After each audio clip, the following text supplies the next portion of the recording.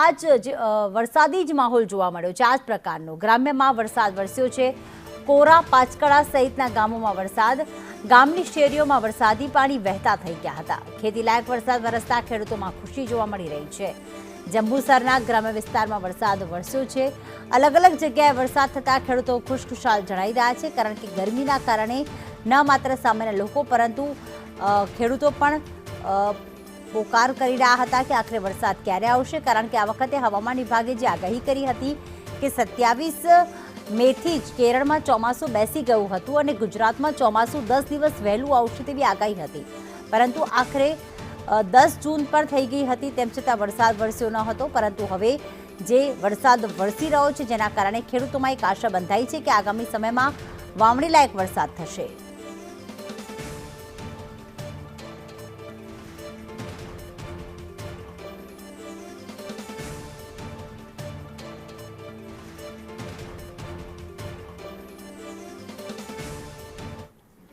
અને સુરતમાં